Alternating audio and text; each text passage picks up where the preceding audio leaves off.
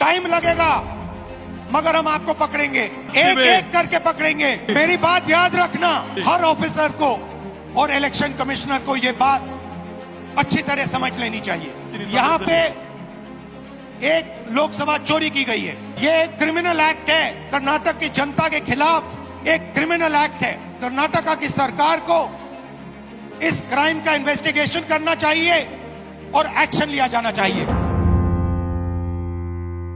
नमस्कार, मैं रवीश कुमार। एक एक को पकड़ेंगे, संविधान पर हमला करने वालों को याद रखा जाएगा। राहुल गांधी बेंगलुरु के उस फ्रीडम पार्क में सभा कर रहे थे जिससे कुछ ही दूरी पर है कर्नाटका के चुनाव अधिकारी का मुख्यालय।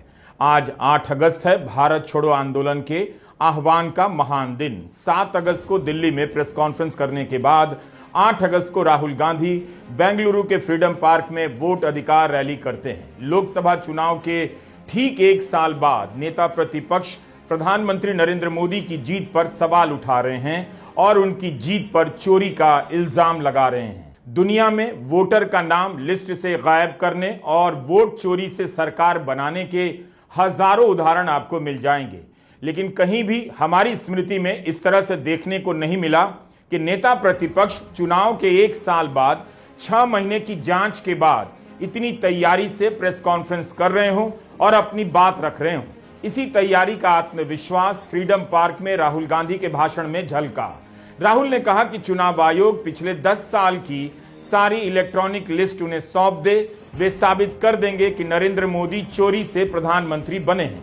अगर नहीं तो जिस तरह से एक विधानसभा सीट का विश्लेषण किया गया है, वे 10 से 20 सीटों का भी कर सकते हैं। कोई नेता खुद को इस हद तक दांव पर नहीं लगाएगा। कायदे से प्रधानमंत्री नरेंद्र मोदी को ही चुनाव आयोग से मांग करनी चाहिए कि आयोग राहुल गांधी को सभी डेटा सौंप दे और बीजेपी को भी देश के सामने दूध का दूध और वाटर का वाटर हो जाना चाहिए। फ्रीडम पार्क से गरजते हुए राहुल गांधी ने कहा कि वोट चोरी बड़ा अपराध है और इसके अपराधियों को हर हाल में पकड़ा जाएगा। बीजेपी ने चुनाव आयोग से मिलकर कर्नाटका में लोकसभा के चुनाव के समय चोरी की है। मुझसे इलेक्शन कमीशन एफिडेविट मांगता है, मुझसे कहता है कि मुझे ओथ लेना है। मैंने पार्लियामेंट के सामने, पार्लियामेंट के अंदर ओथ लिया है, इस संविधान के सामने ओथ लिया है, इस पर हाथ डाल के वोट लिया है, इस पे हाथ डालकर ओथ लिया है। कर्नाटका के चुनाव अधिकारी ने राहुल गांधी से कहा है शपथ पत्र दीजिए। राहुल गांधी ने अपना जवाब दे दिया है। उनकी बातों का यही मतलब है शपथ पत्र नहीं देंगे। राहुल गांधी को जेल में डालकर केस में फंसाकर रोकना मुश्किल लगता जा रहा है। वे बहुत आगे निकल चुके हैं। वोट चोरी का आरोप राहुल गांधी का नहीं होना चाहिए। किसी भी नेता को, किसी भी नागरिक को यही करना चाहिए। अगर वोट की चोरी होने लग गई, वोटर लिस्ट को लेकर भरोसा हिल गया, फिर इस देश में कम से कम वह लोकतंत्र तो नहीं बचेगा जिसके लिए इस देश के लोगों ने 150 साल तक लड़ाइयां लड़ी और कुर्बानियां दी हैं। याद रखिए, नरेंद्र मोदी 25 सीट की मार्जिन से प्रधानमंत्री हैं। एक सीट हमने दिखा दी कि चोरी हुई है। 25 सीट वो 35,000 या कम वोटों से जीते हैं। अगर हमें इलेक्ट्रॉनिक डेटा मिल जाए, हम साबित कर देंगे कि हिंदुस्तान का प्रधानमंत्री चोरी करके प्रधानमंत्री बना है। पूरे देश को यह सवाल पूछना चाहिए कि इलेक्शन कमीशन इलेक्ट्रॉनिक डेटा और वीडियोग्राफी क्यों नहीं दे रहा है। मैं लीडर ऑफ ऑपोजिशन हूं, मगर मैं अकेला नहीं बोल रहा हूं। हिंदुस्तान की सारी राजनीतिक ऑपोजिशन की पार्टियां यह सवाल पूछ रही हैं। भारत के इतिहास का यह बेचैन करने वाला क्षण भी है और उम्मीदें पैदा करने वाला भी। क्या वोटों की चोरी से लोकतंत्र खत्म कर दिया गया है? क्या राहुल गांधी को बोलने से रोक दिया जाएगा? उन पर कानूनी मुकदमे ठोक दिए जाएंगे और सवालों को इसलिए किनारे कर दिया जाएगा कि उन्होंने शपथ पत्र देने से इनकार कर दिया। नेता प्रतिपक्ष बिहार में भी वोट अधिकार को लेकर पदयात्रा करेंगे, ऐसी खबरें आ रही हैं। अगर चुनाव आयोग ने इलेक्ट्रॉनिक वोटर लिस्ट दे दी होती तो महादेवपुरा की सच्चाई निकालने में 6 महीने नहीं लगते। वोटर लिस्ट को लेकर विपक्ष के लगाए गए तमाम आरोपों पर चुनाव आयोग की सक्रियता सबने देखी है। विपक्ष के तमाम दल चुनाव आयोग के जवाब से संतुष्ट नहीं दिखे। चुनाव आयोग को स्वायत्त संस्था इसलिए बनाया गया है ताकि इस पर किसी के बॉस होने का आरोप ना चिपके और ना किसी के गुलाम होने का। लेकिन राहुल गांधी की प्रेस कॉन्फ्रेंस के बाद चुनाव आयोग का रवैया बॉस वाला लग रहा है, जैसे हम बॉस हैं, हम पर सवाल कैसे उठ सकता है, हम गलत नहीं हो सकते, अगर हमारी गलती बतानी है तो शपथ पत्र पर लिखकर देना होगा, नहीं तो नौकरी जाएगी।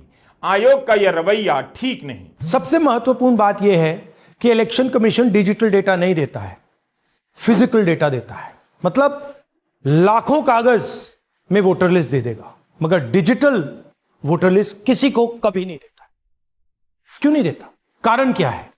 कारण है कि अगर डिजिटल डेटा मिल जाए तो इलेक्शन कमीशन की सच्चाई पूरे देश को पता लग जाए। हमने टीम को बताया, मैंडेट दी कि आप जाके चेक कीजिए, आप 5-7 सीटों पे पता लगाइए कि चीटिंग हुई, और अगर हुई तो कैसे हुई। टीम ने हमें एक दिन बताया कि 5-7 सीटों पे यह काम किया ही नहीं जा सकता। क्यों? मैंने उनसे पूछा क्यों नहीं किया जा सकता? उन्होंने मुझे ये कागज दिखाए। ये जो कागज हैं, ये एक लोकसभा के कागज नहीं है, ये एक विधानसभा के कागज है, और इन कागजों को हमने मैन्युअली सॉर्ट करना पड़ा, और पूरा का पूरा काम जो हुआ है इसमें 6 महीने लगे हैं, और एक असेंबली सीट में हम ये काम कर पाए हैं। क्यों? क्योंकि डिजिटल डेटा नहीं दिया जाता। लोकसभा चुनाव के समय से ही पोलिंग बूथ का सीसीटीवी फुटेज मांगा जाने लगा था। तत्कालीन मुख्य चुनाव आयुक्त राजीव कुमार ने कहा, भारत में 10.5 लाख से अधिक पोलिंग बूथ हैं, इनके वीडियो को डाउनलोड कर अध्ययन करने में 3600 साल लग जाएंगे। यह आंकड़ा उनके पास कहां से आया? इस देश में सॉफ्टवेयर और हार्डवेयर के करोड़ों इंजीनियर हैं।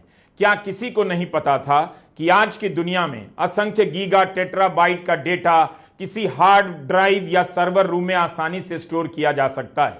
सामने से आपकी आंखों में धूल झोंका गया और आपको पता नहीं चला। 10 घंटे भी अगर मान लें हम, 7 बजे से 7 बजे तक की सीसीटीवी होती है, 12 घंटे, 10 भी मान लें, तो जरा अंदाजा लगाइए 10.5 लाख बूथ की 10 घंटे की फुटेज का मतलब हो गया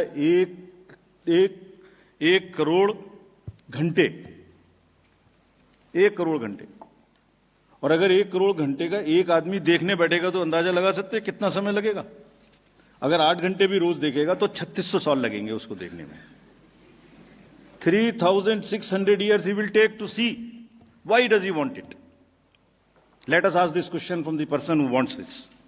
जब आप 2022 के लक्ष्यों को ठेलकर 2047 तक ले जा सकते हैं, तब फिर 10 साल लगे या 3600 साल लगे, अगर चुनाव की प्रक्रिया पर संदेह हुआ है तो उसे दूर करने के लिए हजारों सॉफ्टवेयर इंजीनियर को इस काम में लगा देना चाहिए। क्या सुप्रीम कोर्ट कह सकता है कि इस केस को सुनने में 100 साल लग जाएंगे, हम नहीं सुनेंगे? क्या एनआईए किसी आतंकी हमले की जांच यह कहकर बंद कर सकती है कि 18 साल लग जाएंगे या 20 साल लग जाएंगे, हम जांच नहीं करेंगे? राहुल गांधी ने वोटों की चोरी का इस्तेमाल किया है, लेकिन जिस तरह से उन्होंने सारी बातें रखी हैं, उसे देखकर यही समझ बनती है कि भारत के लोकतंत्र पर आतंकी हमला किया जा रहा है। यह चोरी नहीं है, लोकतंत्र की बुनियाद पर आतंकी हमला है। इसी बात पर तत्कालीन मुख्य चुनाव आयुक्त राजीव कुमार के खिलाफ एफआईआर कर देनी चाहिए थी या बर्खास्त कर देना चाहिए था। क्या चुनाव आयोग शपथ पत्र दे सकता है कि वीडियो फुटेज की जांच करने में 3600 साल ही लगेंगे? 3 साल या 30 दिन में यह काम नहीं हो सकता? एआई के इस दौर में इस तरह की बातें बकवास हैं। पूर्व मुख्य चुनाव आयुक्त बकवास कर चले गए। मैंने जैसे कहा, 21वीं सदी है, एक हार्ड ड्राइव पे आप पूरा डेटा रख सकते हो। 100 साल 200 साल का डेटा रख सकते हो, जितना रखना है रख दो। मगर इलेक्शन कमीशन 45 दिन में सीसीटीवी को खत्म करना चाह रहा है, वोटर लिस्ट नहीं दे रहा है। तो they are colluding with the BJP, they are helping the BJP destroy the election system in India. Video footage देने का नियम क्या इसलिए बदला गया कि हरियाणा से लेकर महाराष्ट्र में शाम 5 बजे के बाद मतदान में अचानक तेजी के दावों की पोल खुल जाती? साइलेंट वोटर के नाम पर जो झूठ परोसा जा रहा था उसका पर्दाफाश हो जाता। राहुल गांधी लगातार यह सवाल पूछ रहे हैं कि मोदी सरकार ने दिसंबर 2024 में अचानक यह नियम क्यों बदल दिया कि पोलिंग बूथ का वीडियो फुटेज 45 दिन बाद नहीं रखा जाएगा। उस समय यानी 9 दिसंबर को Punjab and Haryana high court ने चुनाव आयोग को निर्देश दिया कि मतदान केंद्र पर लगे सुरक्षा कैमरे का फुटेज वीडियोग्राफी और मतदान से संबंधित दस्तावेजों को दिया जाए।